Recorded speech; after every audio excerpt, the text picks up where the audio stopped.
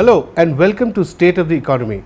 Today we have with us the Chief Statistician of India, Mr. T C A Anant, who will explain to us and perhaps simplify this entire controversy about the poverty line, about where the poverty line should be, what is India's real betterment in consumption over the last decade or so. Welcome to our show, Mr. T C A Anant. I'll just begin by asking you a bigger question about why so much controversy over the poverty line as determined by a well accepted methodology, and how do you see this debate resolving? Okay, the way I see it, the controversy about poverty and poverty measurement is very closely linked to a set of policies which government have been following since the 90s, which has been arguing for targeted entitlements of government support. And the notion is that government support or subsidy should be given only to those who are most deserving, i.e. the poor. Now, if that is the case, then obviously how you measure the poor becomes an issue which will affect the recipients of benefits. Most of the controversy therefore starts from there. Poverty measurement had a different purpose before targeted measurement came into being. If you think about it, targeted measurement came into being in the 90s. Prior to that, poverty measurement was done principally as a descriptive tool about how well the economy is doing and how is the economic development, if you like, benefiting the lowest segments of society. How was it determined, say, in the 70s and 80s? Well, principally with a view to understand what the dimension of the problem was. And if you recall back in 1971, Mrs. Gandhi came to power with a slogan of Garibi Hatao. The Planning Commission started engaging with the problem of how do we measure the poor.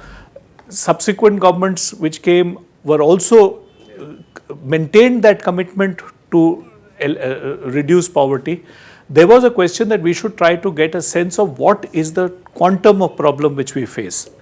With that background, in the 1970s, the Planning Commission undertook an exercise based on the available knowledge at the time and the sorts of studies which had been done until then, and quantified a poverty measure based on consumption patterns of the time, which were based on an NSS survey of 1973.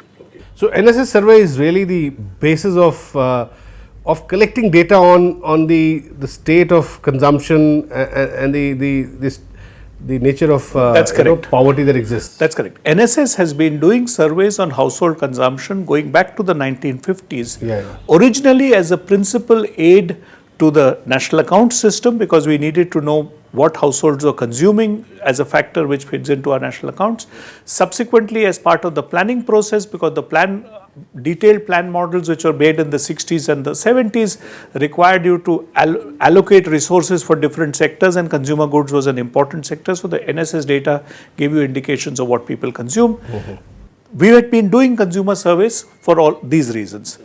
Poverty measurement entered as a possible use of NSS data in the 70s. The new debate is that besides food intake and calorific value, a whole lot of other entitlements should also be included as part of a person's consumption basket, as it were. It could be health, it could be education. Now, do you think the debate is shifting in that sense? It is, and there's nothing wrong with it, the way I see it. But let me again, the exercise which was done by the Planning Commission in the 1970s was based on the reality of that time. They were trying to assess what is it that, how do we classify the poor, and based on the consumption profile of the population, they identified certain requirements which must be met in terms of calorific requirements and so on.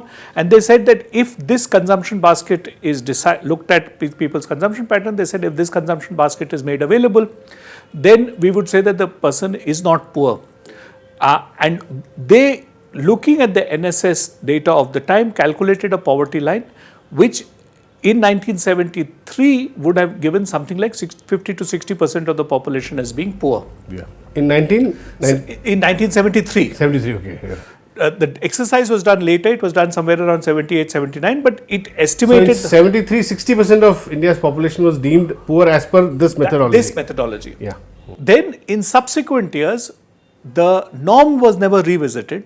The norm was maintained. Simply the expenditure level which they had calculated was updated for inflation and so on. Yeah. And different NSS surveys were used to see how many people are able to meet this expenditure level. This exercise continued. Inflation adjustment did happen. Inflation adjustment did happen. Then in the, what was happening, there was one exercise which was being done in the 80s or so. The NSS data was being calibrated with the national accounts household consumption data, which was leading to very sharp reductions in poverty, because if you recall in the 1980s, GDP growth picked up and that led to started showing very sharp reductions in poverty. Okay. Or sharp increase in consumption. Sharp increase in consumption. This was felt may not be adequately reflective of the consumption pattern of the poor. So an expert group in the 90s revisited this exercise, again did not revisit the norm. It simply revisited the manner in which NSS data was used and adjusted that in order to delink it from the national accounts consumption expenditure estimate and calculated what the poverty lines will be and carried it forward. Subsequently, Tendulkar once again recalibrated it because the feeling was that rural consumption was not being adequately captured, so he recalibrated it using the urban consumption norm. At no stage was the original normative criteria revisited. Now, if you look at the 30 years... Which is now being done, right? Which is now being argued, because in the 40 years since 1973... Since poverty started being measured, the criteria remained this calorific value and food intake. That's right, but the underlying world has changed. People have shifted away from agriculture to non-agricultural activities, in agriculture from subsistence farming to agricultural labor. And then we have urban poverty. So. We have urban populations growing. All of these people have very different needs. Now, do we want to stay with those profile of needs which were identified in the 70s, or do we update them to a more contemporary basket of needs, is something which should be done, in my judgment, frequently, because if the purpose of measurement is entitlement, then the poverty should reflect the social norms of the time. Sure. If the purpose of measurement is comparability, that given what I said in 1970, how well have I done against that target, then I should retain the same norm. So, I think the Planning Commission norm is useful because it is saying that even after 40 years of development, we still have 20% of our population who do not meet a normative criteria of consumption which we thought as minimally desirable in the 1970s. 1970s, true. So, we'll take a small break here. Do stay with us. Welcome back to State of the Economy. We are having a conversation with the Chief Statistician of India, Mr. T C A Anant. Government is conducting a massive exercise which is called the Socio-Economic and Caste Survey. Now, how does this Socio-Economic and Caste Survey, which is using asset-based criteria to determine the poor, how does this connect with the National Sample Survey Organization, NSSO exercise, which is our traditional method of judging consumption of the poor? See, fundamentally the difference is what the NSS does is a sample survey. What the socio-economic and caste exercise is actually a census. Okay. The fundamental difference between a census and a survey, in a census you go down and meet every single person in the country and identify his characteristics. Okay. The principal logistical difference between a census and a survey is that in a census, you will need a very large number of enumerators. Therefore, you will not be able to ask very complex questions. So you have very simple questions you have to ask. That's right. In a sample survey, you can work with a very small number of investigators, relatively small, and train them up well so that they can probe much more complex exercises. Now, the National Sample Survey was designed by the Indian statistical system way back in the 1950s because a lot of information which is needed for policy making, which in developed countries comes through the ordinary processes of governance, through official statistics, through records, through registers, is simply not available in a developing country. P.C. Mahalanobis's big insight was that a lot of this information can be gathered through well-designed sample surveys. And for that, he created this edifice of a survey system, which is regularly visiting the field and doing surveys to give you information about different characteristics of the society at large through a well-designed sample. So we talk about what are the informal sector doing, what are the household quality like, what is drinking water like. All of this is being done through a variety of well-chosen, regularly done surveys. Okay. And you keep refining this process also? The surveys continuously updated their methodology, the method of canvassing and so on, because each survey is professionally designed each time, involving partnership between the users, which are often government departments, and experts and academics in the field in which the survey is being done. Could you explain to us how is this survey conducted? What is the nature of the samples that you use? And what are the kind of questions that you ask? See, every survey starts with a broad area of concern which we want to measure in. So, for example, currently we are doing a survey on debt and investment and situation assessment of farmers and land holdings. Now, this is because this is done every 10 years. Situation of farmers, this is a specific one, right? There are 3 topics in a single survey package which we have. This is a repeat of a survey which was done in 2002 or 2002, I think. So we identified that these areas needed to be redone based on a plan which had been worked out almost a decade ago. Then an expert group was constituted. The survey started in January. The expert group was constituted almost a year before the survey started, which revisited the last survey, our experiences with it, how the users had reacted to the data, what knowledge we have gained subsequently, and proceeded to design the schedules which should be used. Then a training program was conducted for the field staff of the NSS to understand the new design which was being done, and from January the survey work began. This exercise is done in some form or the other with every survey that NSS does. Now, as a consequence, the surveys are, when you say what is the size, our principal aim is to give you estimates for the underlying parameter, principally at the level of India and the states. So we don't give you estimates which are... You don't go to districts, you don't go. We don't go. Now, see the difference between what the socio-economic caste census is going. The socio-economic caste census is not just telling you what are the attributes on average. They are telling you what is the attribute of the following individual in the following village. That's a very big difference. So it goes really granular. It goes down to the household. Correct. A census is granular.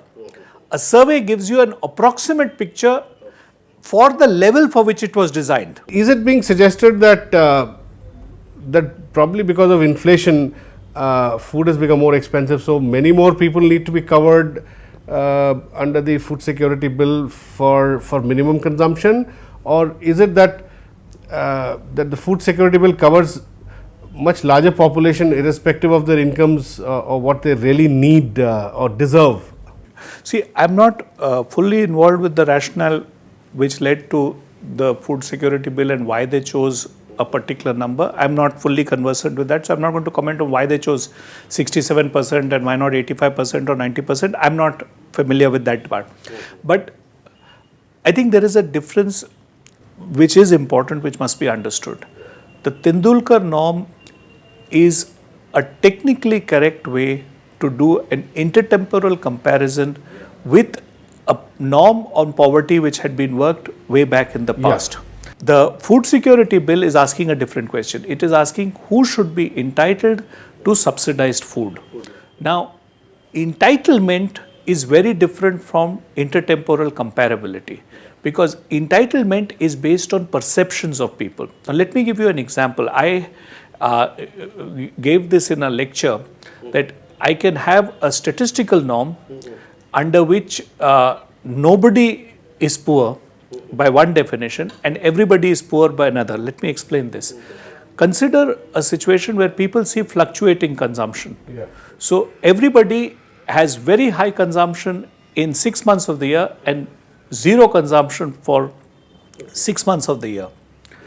And let's say the poverty line based is that you must be able to meet, if I take 100 rupees and zero, the poverty line is say that you must get about 30. Now, the average income of these households is 50 because it's getting 100 for 6 months and 0 for 6 months. So, the average is 50. So, nobody is poor. But everybody in this society is getting 0, starving, are starving for 6 months. 6 months. Now, from the viewpoint of entitlement, everybody is entitled. But from the viewpoint of my statistical average, nobody is poor. Now, this is a difference which people don't seem to understand lies. So, what are you saying, that statistics can hide some realities while it gives you a big picture? Yeah, that's true, because you never asked the statistician the question that how many, the question which was not asked is how many people are deserving of this program. If you had asked that question, then so you have to ask the right question. This is very interesting, but we'll take a small break here. Please don't go away. Welcome back to State of the Economy.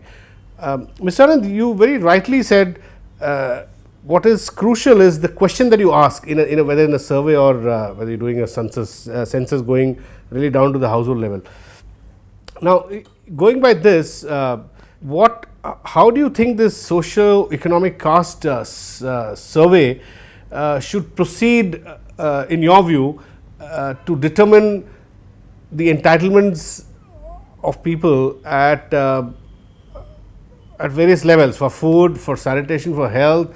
Now, ostensibly they are following an asset based criteria. You know, it is an exclusion criteria based on a basket of assets that people possess, and there are other criteria. Now, how do you view this whole exercise? See, the way the socio-economic and caste census is done is it is documenting observable attributes of people or attributes which they are able to inform you. So, they are asking them about their caste, they are asking them about the type of house they live in, whether they are handicapped or not, what sort of job they have broadly, and they are recording these attributes. Now, there is sufficient evidence which shows that these attributes correlate in the NSS data, for example, with people's level of living or average expenditure. It correlates, yeah. There is a very good correlation. Now, because of this, you can turn around and say, if I use this combination of attributes, I will pick up a very large percentage of the people who have low consumption by the NSS standards. Or if I exclude whichever, you can have attributes which are exclusionary or inclusionary and so on.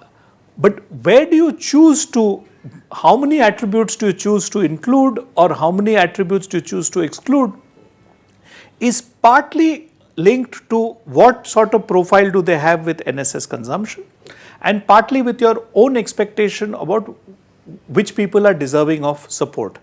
But please understand that these are dynamic characteristics. Yeah.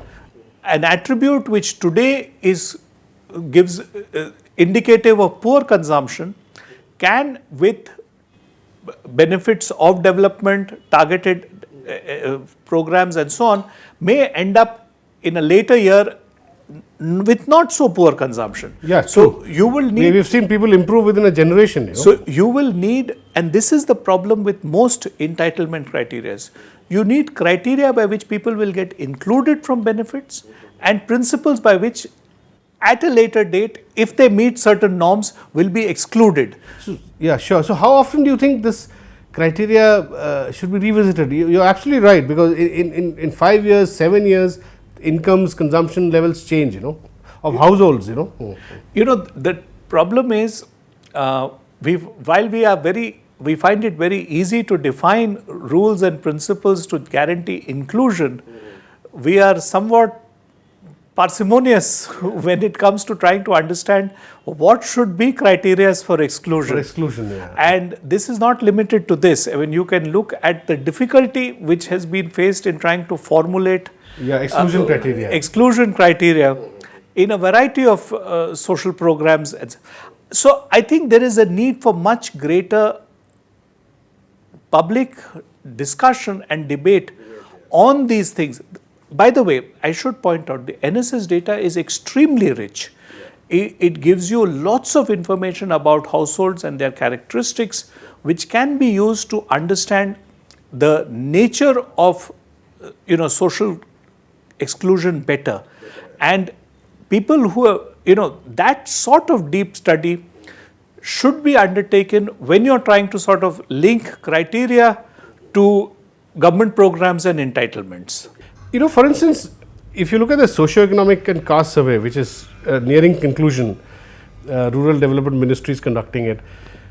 For exclusion criteria, they have taken about 3 or 4 broad parameters, like a 3-room pakka house, a household having a 3-room pakka house, maybe a Kisan credit card of a minimum 50,000 rupees, a 2-wheeler, etc., would be excluded.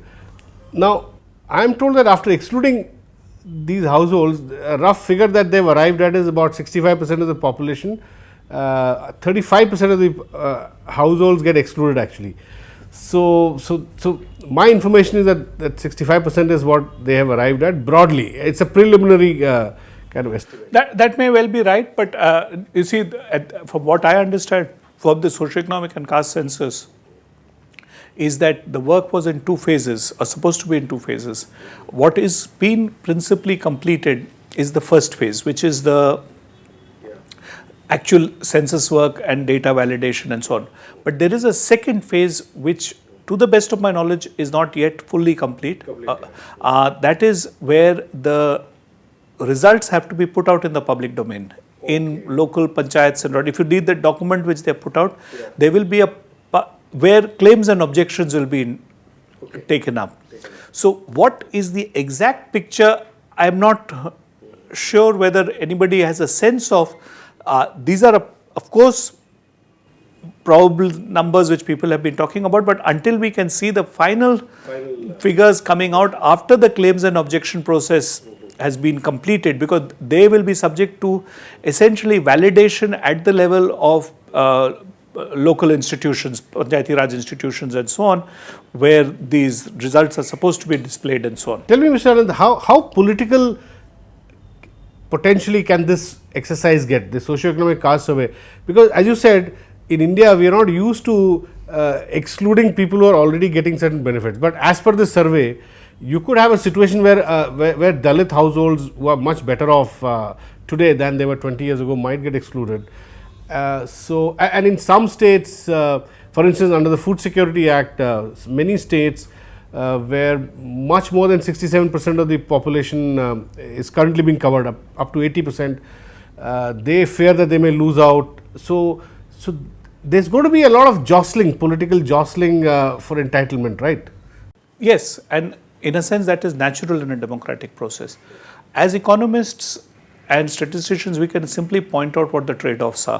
What the trade-offs are, yeah. You can say that, look, given the amount of resources in the society, this is all that you can do. But how should they be shared and who should share in them are questions which should be resolved through the political process. Through the political process. I think what is important for us to communicate is that all of these things come with trade-offs. Nothing is in the nature of a free lunch. If you give something here, there will be implications and costs somewhere else, because given that overall resources are finite, what you give in one set of decisions will have implications elsewhere. Thank you very much, Mr. Anant, for talking to us. That's all we have in this edition of State of the Economy. We'll be back with you next week. Thanks for watching.